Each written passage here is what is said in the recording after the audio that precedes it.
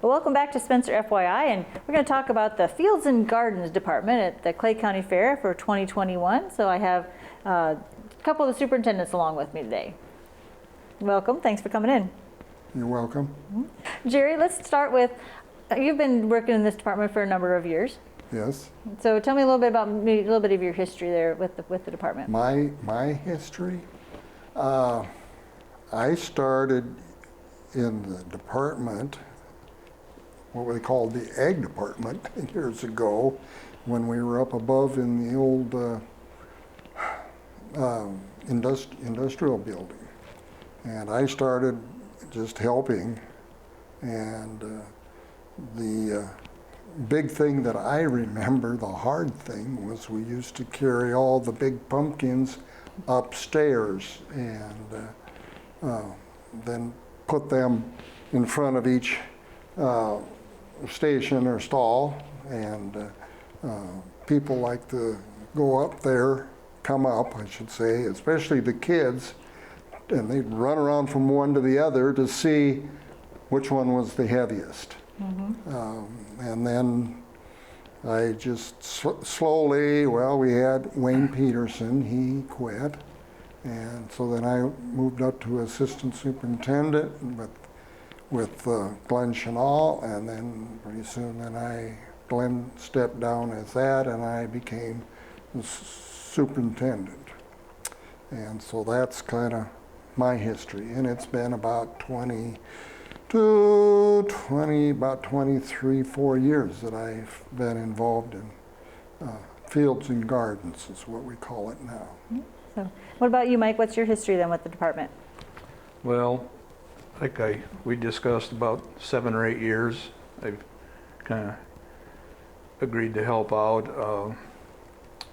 These large pumpkins, I can create a situation when it comes to unloading them. And so several hernias later, we just went to a mechanical means of unloading them if they show up. So I keep a small tractor and loader on hand, so one comes in. I know some years in the past, the fairgrounds does have forklift capabilities, but sometimes they're clear across the fairgrounds and 2 hours away. So, you know, we've kind of, I guess, streamlined that part of it anyway.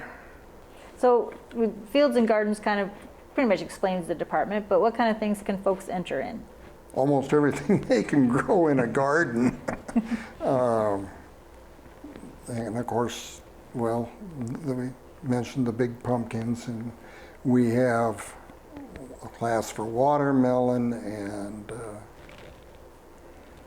that, you know, and then all the garden vegetables from almost A to Z, really.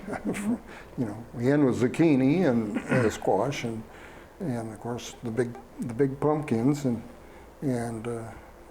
that's kind of that side. And Mike, you know, what do you take care of on your side? Well, there's the tallest stalk of corn contest, and those show up, and so we tie them up to the outside of the building because there's not room inside, and measure the height and all that. So, and I guess another thing that comes to mind is the bring in soybean plants and count the pods on them for the most pods on a soybean plant. And these are kind of turned into a game with people, I think, in a way. I mean, I talk to them, a soybean plant. A lot of them don't come out of the field. They grow it in the corner of the garden, and they chop the top off 3 times to make it bush out, so they get a whole lot of pods on there. And so, yeah, it's just kind of the way it is, but it makes it interesting. Yeah. Turned it more into a garden plant than a field plant. Right? Well, in some cases, yeah, I would say so. That's good. And I do know that, like, you have certain people need to check the book and make sure that they're exhibiting the correct amount, right? Some of your classes have 3, some of your classes have multiples. Correct. The premium book is available online at Clay County Fair. If they check there, you're right, Karen. Some classes are, depending on what they are, you need 2, like the pie pumpkins and, you know, the little ones. They only need 2, but it can vary between 1, 2, up to, let's see, I believe if I'm remembering right, the garden beans, string beans, they need a dozen to enter. And that's very important that they check the book and make sure that they have the correct number of, for their exhibit. So when does entry, how does entry work this year? How can folks get entered? Well, entry dates are Wednesday, September 8th, from 5 to 8 in the evening. We never used to have entries on Wednesday, but we started that because that way families could come with their school-age children if they wanted to enter. And if it was on like Friday, they were in school. So it's turned out that fairly well. So that's Wednesday. On Thursday is from 9 to 5 is the entry times. Okay. Do the folks need to pre-register? No, they can if they want to, but that's not required. Okay. And as Mike will attest to, the Fields and Gardens is open to everybody. You don't, in other words, out of county, out of state, wherever. Age range, anybody, all ages? Yep, all ages. Now, if they look in the premium book, there are age brackets for some of the different exhibits, like the pumpkins that are decorated. It's not really fair to have an 8-year-old competing against somebody that's almost a senior citizen. So there are age brackets there to make it more fair to the younger fair exhibitors. Alrighty. If folks do want to pre-register, that's online? Yes. Okay. So just go to the fair website and all that Yep. information's there. Okay. Is there a date that has to be done by? The 29th of August. You talked about the decorated pumpkins, but I also know you do the yard people. Is that another? You know, people bring in scarecrows and all, use their imagination, yes, get pretty creative of what they put together to, you know, to create something like that. So, yeah. And that's one class where there are age brackets for those scarecrows and yard people. All right. And I'm sure you have judges lined up and everybody's ready to go. When does your judging take place? And The judging takes place on Friday, which is the 10th. 10th. Yeah. Thank you, Mike. The 10th before the fair. Yeah. I think didn't used to do that. It used to judge on Saturday morning when the fair was on, and that could kind of turn into a zoo almost. And the people wanted to see stuff, but they're trying to judge too. So yeah, that was a few years ago, as I recall. Went to the Friday judging, so I think that helped a lot with that. yeah, and then you can get everything all looking nice and pretty before Yeah. the fair opens up on Saturday morning, right? Right. Mhm. Yeah. Yeah. Let's see.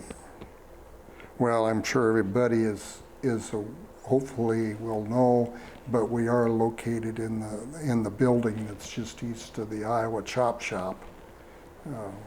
For a new exhibitor, that might help them find where we're located. Is that where they come as well to enter? Yes. And that should be fairly easy. You can just drive right up outside that door there and Yes. to deliver all Mhm. your product. And Bean's entry is before the fair and stuff. Why the exhibitors are not restricted to where they can drive, so that makes it easier for them. Exactly. Yep. Great. And so then you want folks to stop in, obviously, into the building, check out everybody's displays, and if folks have any questions or anything or concerns, contact you or just check that book. Is that probably best? Yeah.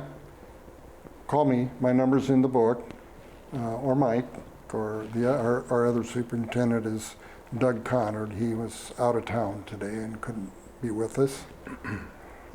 One other thing that's a change. That is, we're not going to be hanging ribbons on every placing. They're going to use the little stickers for the placing. And then when exhibitors check out on the last Sunday, if they want a ribbon, we'll have a table there with the ribbons that they'll bring their exhibitor tag up and we'll give them the appropriate ribbon. Because we have a lot of exhibitors that they've done it enough that they really don't, they don't care whether they get a ribbon or not. So as you're aware, and Mike, that with things getting a little tight in the fair, we're trying to save money every way that's possible. And folks will still be able to see that sticker and know what place everybody got? Yes. All right. So you just want folks to keep watering that garden, right? Yeah, right. Yeah, Well, that's the big thing is, we have with the heat and the lack of moisture, what kind of exhibits are we going to have? And well, as Mike would say, the one that we're really, not concerned about that makes you wonder is the field corn that people bring in, and that's going to be interesting to see what that looks like. And I do know that Jeremy, they handed out giant pumpkin seeds earlier this year too, right? Yes, they did. So hopefully we'll have quite a few of those. Yeah, hopefully we'll have a good assortment of large pumpkins. Cool. That's always kind of fun to go check that out. Sure. Yes. To see. Like you said, hope you need a forklift, right, to get some of those in. Well, yeah. Either half a football team, one or the other. There you go. All right. Well, thanks for coming in, and we'll look forward to seeing you guys at the 2021 Clay County Fair. Well, thank you, Karen. It's coming up. It's coming. Let's hope everything falls into place. That's right. That's right. So registration, if they want to do it, is online. Otherwise, they can just show up that Wednesday or Thursday before the fair. Yes. All right. Good deal. Thank you so much. You're welcome. We'll be back with more right after this.